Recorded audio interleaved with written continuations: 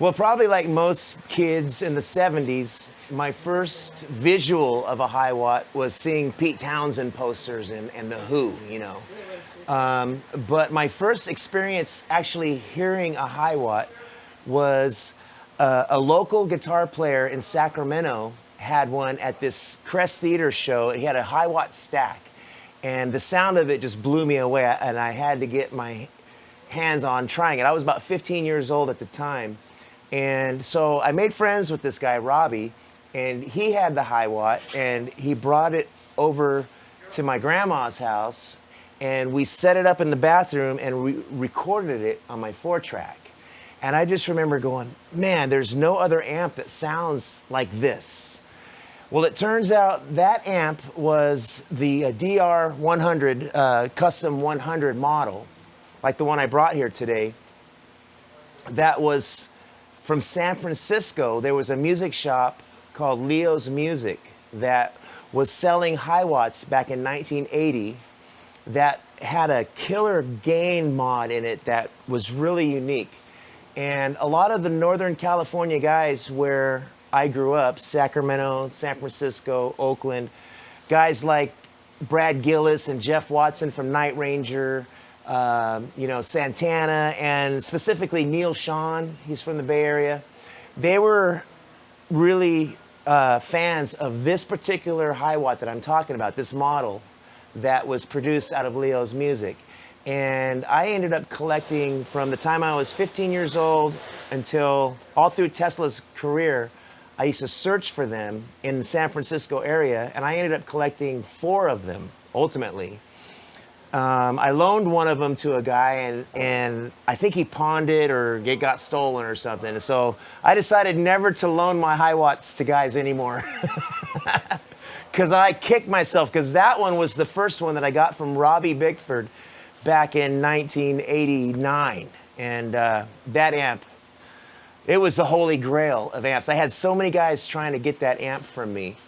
And but I've got 3 other ones like it, and I brought it here for you guys today to check it out.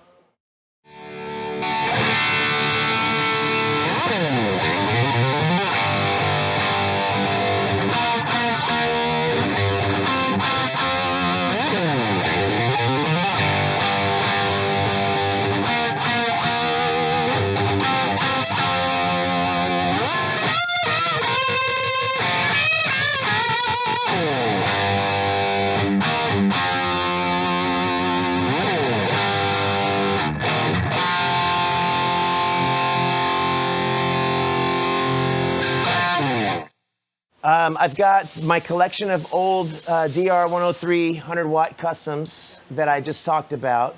And I also have a couple combos. I have a Bulldog in my collection of Hiwatts.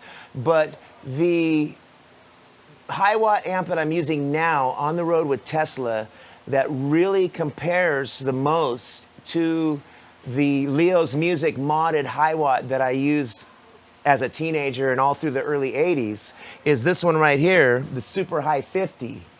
And I love this amp. If you notice, I've been in here playing this thing today. I've got all the knobs set at 12 o'clock, which is flat. And I had a sound man when I was playing the clubs, when I first started playing in bars when I was about 15 years old. I used to have my EQ knobs all tweaked and scooped out. And this sound man came up and yelled at me and said, "Hey man, if you can't just set your amp flat and make it sound good, there's a problem." So I said, okay. So I took that challenge and I set my amp every knob straight up. And sure enough, man, we had a great gig that night and my tone was great. And the sound man said, "See, I told you, that's how you always want to approach everything, just natural." So anyway, getting back to this Super High 50, if you notice, I've been testing it today with everything straight up, and it just sounds killer. It's got the gain that's real reminiscent of my old Leo's Music modded Northern California Hiwatts that I have, that I've used for years. And so I'm really happy with this Super High Gain 50.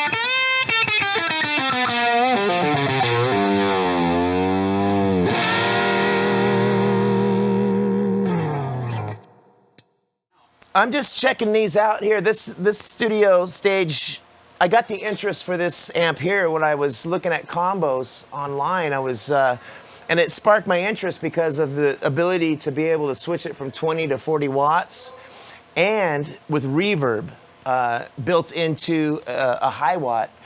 I thought was something that I was really fascinated with trying. So today I tested out this, and it's really lush and it's pure. It's got more of the pure Hiwatt tone than, say, the Super High 50. So I'm really excited to get this on stage and checking it out with Tesla as well for more of my classic sounding stuff.